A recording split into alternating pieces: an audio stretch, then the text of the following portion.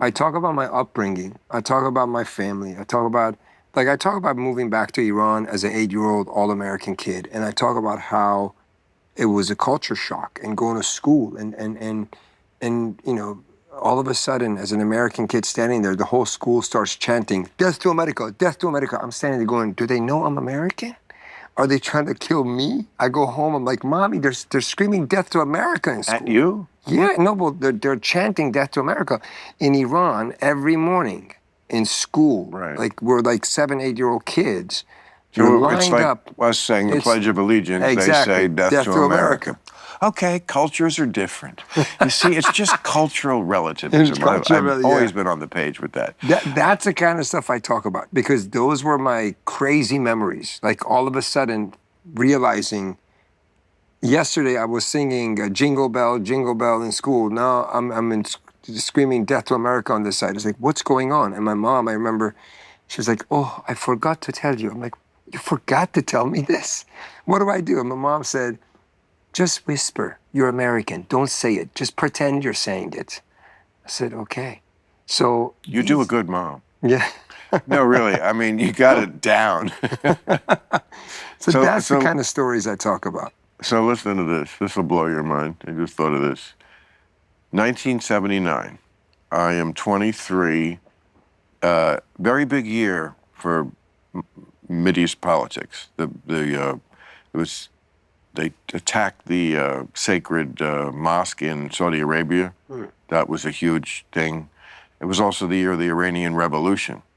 Wow. Probably had a lot to do with why you wound up in America.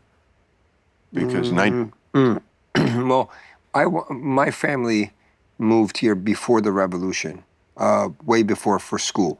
My dad was sent to Germany, and then my mom was in London. Their families were friends. They met in Iran. They got married. Did they ever talk about 1979 to you? Of course. Oh, It's a huge part of our life every day and every family's dialogue. But what I'm saying is they didn't move out of Iran because of the revolution.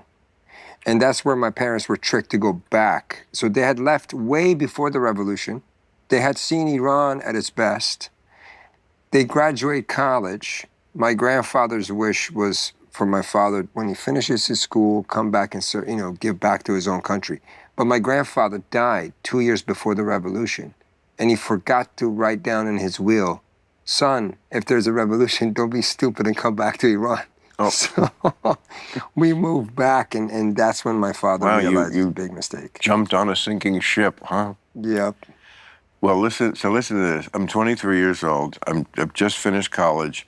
I'm following my college girlfriend to her summer job, which was teaching at this college, really high school, summer college, whatever, in Geneva, Switzerland. She was a linguistics major, and so she was brilliant at language, and you had to teach the kids who are from all over the world, but in 1979, most of them were from Muslim countries. There was a lot of oil money going around.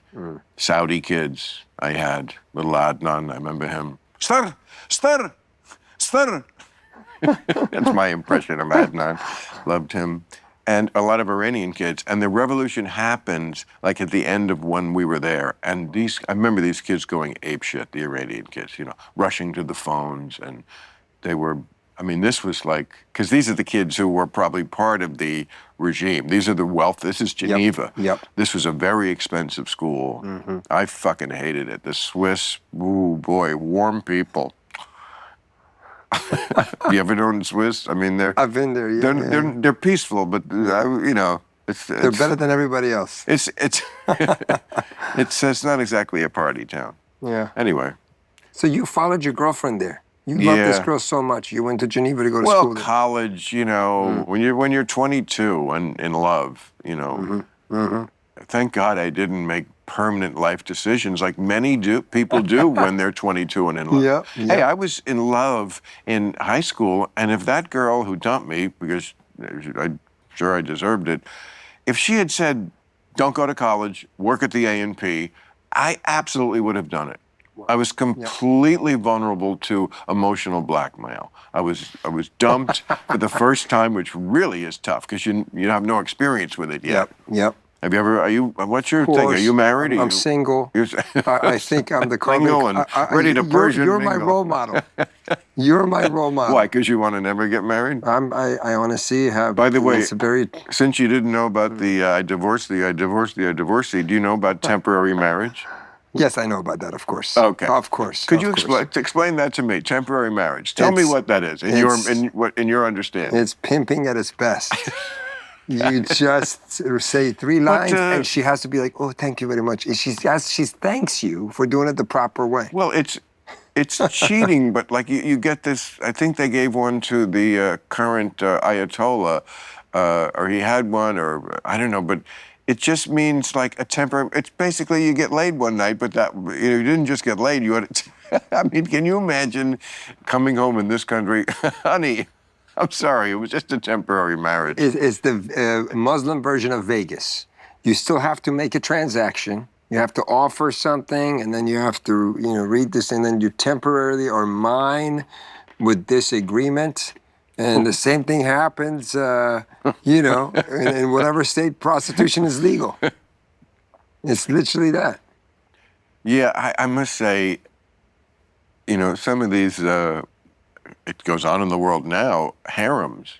Mm-hmm. I mean, I hope I'm not talking out of school, but I think for sure I've read, maybe it's just, scuttlebutt, but like the Saudis probably, the princes, we certainly know about the Sultan of Brunei